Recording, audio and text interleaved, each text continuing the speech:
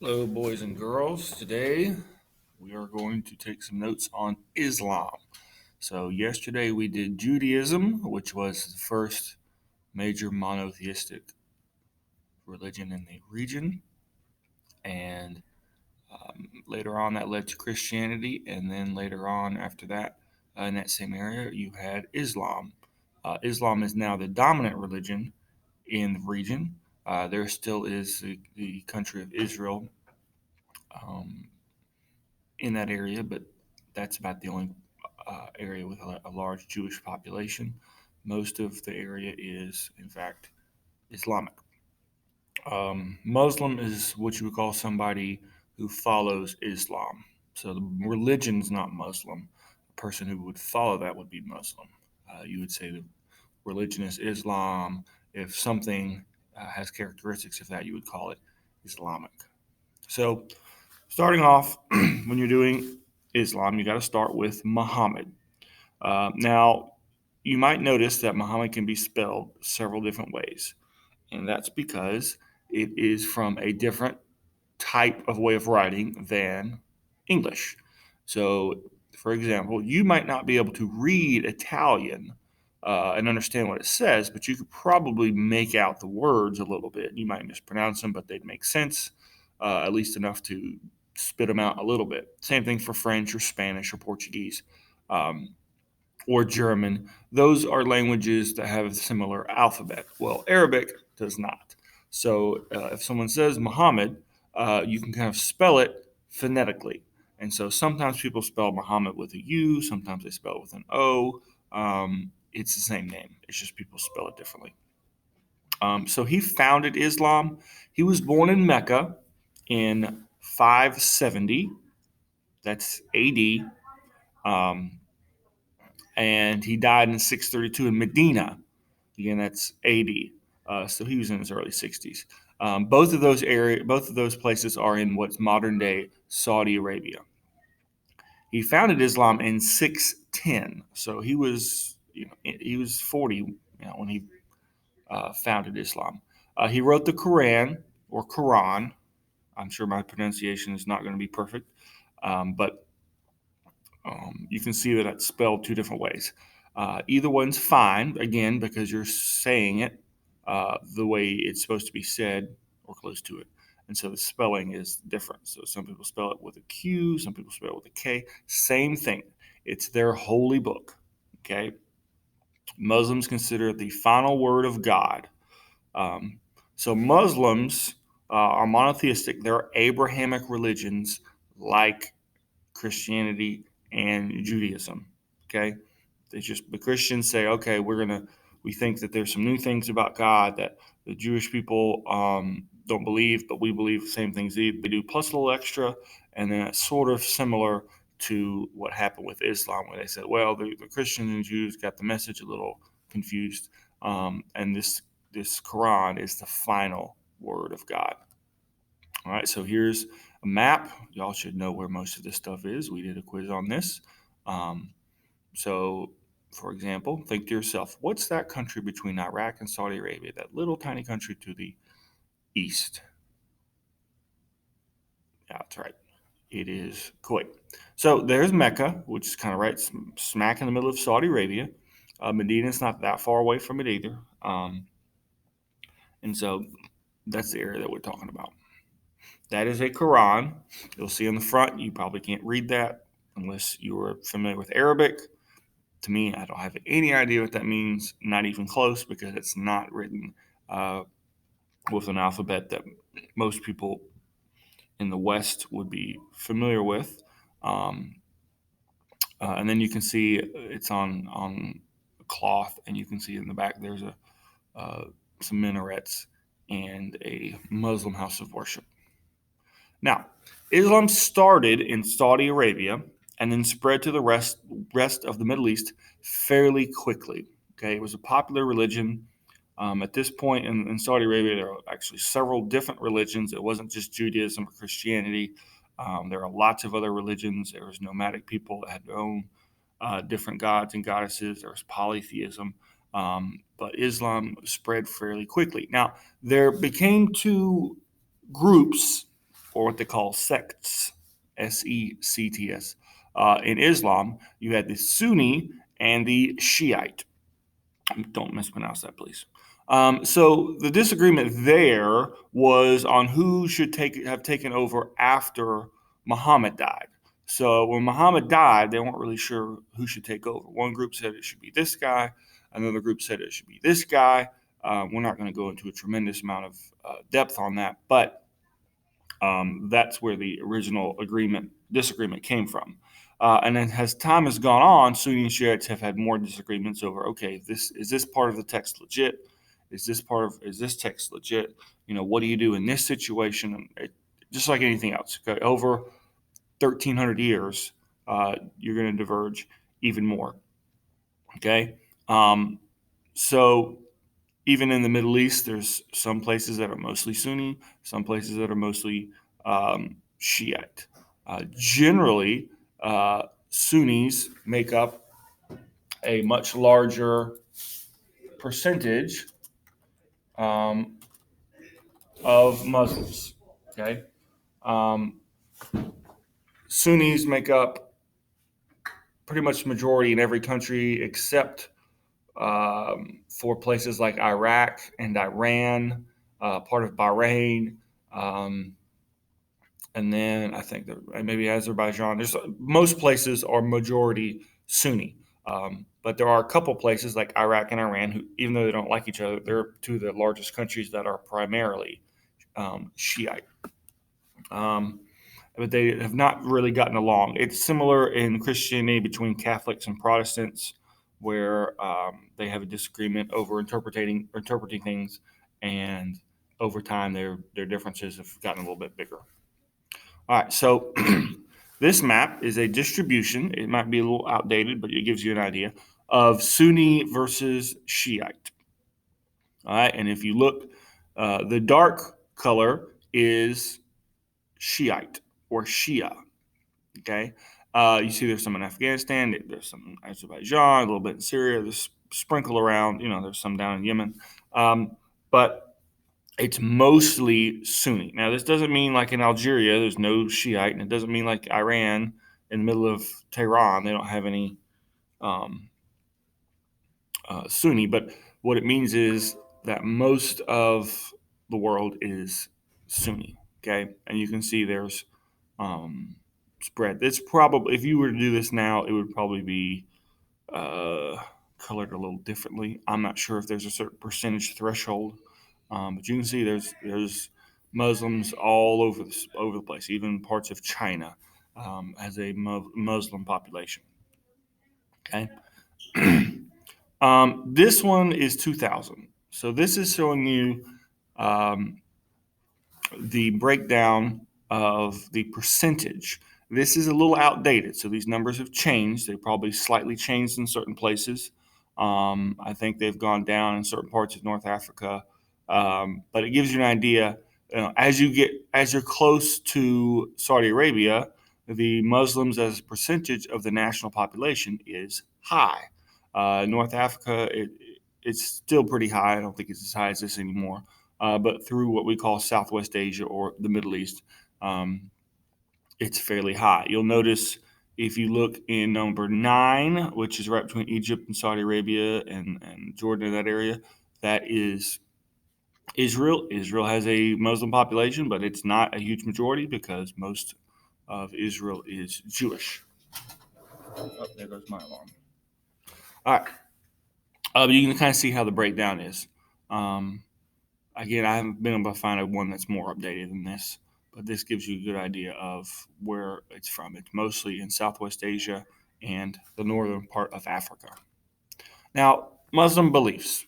Okay, so to summarize from yesterday, Judaism started in the Middle East thousands of years ago. Okay, thousands before Jesus, before Muhammad, really, really long time ago. Okay, 5,000 years. Okay, very long time. So it was monotheistic. All right, and then Christianity came, and then Islam was the next one. Okay, so they're all three related. They're called Abrahamic religions. Abrahamic religion, okay? Um, Islam is a simple religion. It's Abrahamic. It traces its roots to Abraham. Remember the picture we looked at yesterday with Abraham and Isaac, and Abraham was going to sacrifice Isaac, and the angel stopped him and kind of like he was backhanding him. Okay, well, Christianity and Judaism and Islam all go back to that. They say they started with Abraham. It wasn't just that Abraham was the founder of what would be Judaism, but also Christianity and Islam. Okay, again, Islam is monotheistic. They believe in one God. All right, there's a lot of similarity between Christianity, Judaism, Islam. Muslims have a lot in common with Jewish believers.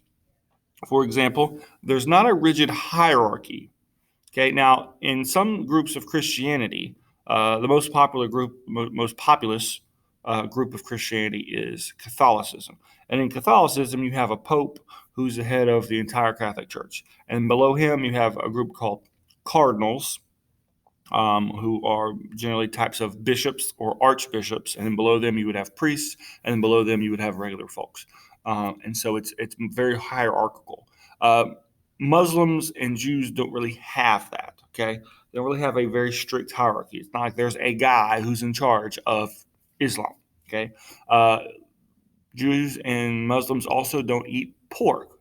Now, you might say, well, I know somebody who's Jewish who eats pork. Okay, you know lots of people who do lots of things. I'm just saying, generally in the rules, no pork, okay? And then neither of them believe Jesus is the Son of God, okay? Muslims would say Jesus was a prophet, but he was not actually a son of God. They don't completely believe he doesn't exist or anything like that. They just think that his message was misconstrued. Okay. Now, a Muslim house of worship. Now, in Christianity, you call that a church, and in Judaism, you call it a synagogue. Well, in Islam, Muslim house of worship is a mosque. That's an easy way to kind of remember M and M. A mosque is a Muslim house of worship. Okay. And they generally are going to have a little crescent moon on the top, and they have what are called minarets, which are kind of tall towers that they will oftentimes call people from the top of for prayer time. Remember, there's that picture again of Abraham. I don't know why it zoomed out like that, but you saw it yesterday. Okay, same thing. No pork. I'm not sure if this was a religious symbol or if this was like from PETA. I don't know. Anyway, and then this is a Muslim house of so if you see this, this is generally the architecture associated with especially Middle Eastern mosques. Okay, you'll notice there's no cross on there, there's no Star of David, and there are tall towers on the sides. Okay, those are called minarets. Those are generally associated with Islam.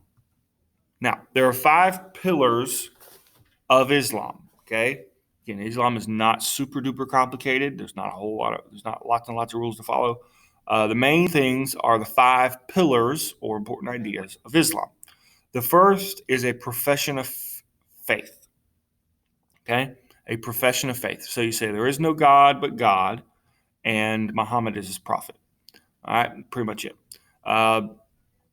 And so if you believe that, then you will follow the Quran and what Muhammad wrote, because Muhammad wrote the Quran. So you follow the Quran and believe what the Quran tells you to believe. Okay, pretty simple. Now, Allah means God in Arabic. Okay, so if you were Christian and you are Arabic, because there are Christian Arabics, just like there's different groups that are Arabic. If you were Christian in Arabic and you were worshiping God, you would say Allah. Same thing. Okay, Allah is not the Muslim God. It is just the word for God. Okay, a lot of people who are Arab are Muslim, and so sometimes people think it means the same thing. It means that the Islamic God, which is again the same as Christian and Jewish, but if the Islamic God is the same, it means it's specific to Islam. No, Allah just means God. Next is prayer. Muslims will pray 5 times a day. They will face towards Mecca when they pray. If you are in a majority Muslim country and it is time to pray, because they'll pray, 5 times in the morning and then in the middle of the day and then lunchtime, afternoon, night. If you're out and about and it's time to pray, everybody just stops what they're doing and prays. Doesn't take a long time. It's sort of a quick thing, but everybody would stop and do it. Um, and so that's another one that's important is prayer. Charity, giving alms, giving money. That's very important in Islam, especially during the holy month of Ramadan. They do give a lot of money. Fasting is another part that is important during Ramadan, where during Ramadan, which is a month long, and Ramadan rotates around. It's not based on a calendar like the Western calendar with 12 months and all that. Ramadan rotates around, and so sometimes it's in the fall, sometimes in the spring. It sort of moves around. But during Ramadan, during daytime, followers of Islam don't eat or drink. So, they get up really early before the sun, eat a big meal, and then they go the whole rest of the day without eating. And then at nighttime, they can eat again. Okay. You can imagine doing that for a month would be pretty rough. Okay. But that is part of Ramadan. Okay. And I'm not sure. I think Ramadan's coming up here at some point before the end of the school year. I can't remember. I can't remember. It rotates around. Okay. It's not like it's always going to be March or something like that. And then a pilgrimage to Mecca. Now, I don't want to say this is optional, but everybody, if they can, is supposed to take a pilgrimage to Mecca, which is in Saudi Arabia. Okay. That pilgrimage is called the Hajj. And there's a big process what you go through. You wear certain clothes. You go to the Hajj in Mecca. There's a whole process of what you do. But if you can do that, everybody's trying to do that. It's kind of like a bucket list. It's something you're supposed to do before you die. If you are able to do it. If you're not able to do it, they don't hold it against you. If you were to convert to Islam and you were too sickly and old to do it, that's not an issue. But if you're able to go, you're supposed to go. All right. So the 5 pillars: faith, prayer, charity, fasting, pilgrimage. FPCFP. Okay. I used to say a way to remember that is fat people can't find pants. FPCFP. But then I thought that might not be very nice. So if you want to think of something else, I have not come up with anything besides that. But that's a way to remember your remember the 5 pillars of Islam, because that's important to know. Because again, it's not super complicated to remember the 5 pillars, because that's all there is to it. All right. So this picture is during daily prayers. So you can see everybody's leaning forward in the same direction, bowing down, prostrating themselves, uh, facing towards Mecca. All right. This is Mecca. So this is the Hajj. And you'll notice pretty much everybody in this area is wearing white. So this is in Saudi Arabia. There's the black cube in the middle called the Kaaba. All right, what everybody does is they circle that several times as one of the last things that they'll do on their Hajj. Okay, so that is what a Hajj would look like, and maybe later next week we'll see. I might show you guys a video that sort of explains how the Hajj works. All right, and here's a really cool picture. This is the Hajj at nighttime. Okay, again, this looks pretty awesome with the colors and all the different um, lights and all that. But anyway, um, that's another picture of the area that the Hajj takes place. The Hajj is not just in this building; it kind of goes all around. But this is sort of where you end up, and you circle the Kaaba, which is that black cube right there. Okay. Here are some people who are Muslim you might not know. Now, this is Shaquille O'Neal. His stepfather was Muslim. If you ask him if he's Muslim, he kind of says he's lots of things, but his name Shaquille would be Muslim. Dr. Oz, Mehmet Oz. His first name is actually sort of a play on Muhammad. Muhammad Ali. Muhammad Ali, he was born Cassius Clay, and then he became Muslim as a young man and changed his name from Cassius Clay to Muhammad Ali. DJ Khaled, I didn't know that. That's one I learned last year. I don't know much about him except for this little meme right here with another one. I guess he does music. I don't know. Y'all might know more than I do. Not really. Y'all definitely know more than I do. Um, Dave Chappelle, he's another one. He's a very famous comedian. Um, and there's a lot more people around you than you might know that are Muslim. There are about a billion Muslims in the world, actually over a billion, which means about 1 in every 7 people on Earth is Muslim. Okay, lots of people. So they're not just people in your school that you might not know, but there's actually a lot of people um, in the world that are. And you might not know somebody's Muslim because not all Muslims look and act the same. Some Muslims come from Africa, some come from Europe, some come from Asia. So you can't really assume you know what somebody's going to look like whether they're Muslim. But there's a lot more Muslims than you would think, and so um, just keep that in mind because you might think Muslims are a certain way, and in reality, they're just like everybody else because they're all around us. Especially at this school, Hoover, we have a large Muslim population, which I think is a good thing because a lot of people otherwise wouldn't have our opportunities to meet people who are different. And if you don't get to meet people who are different, you tend to think that there's certain things about them that you might not understand.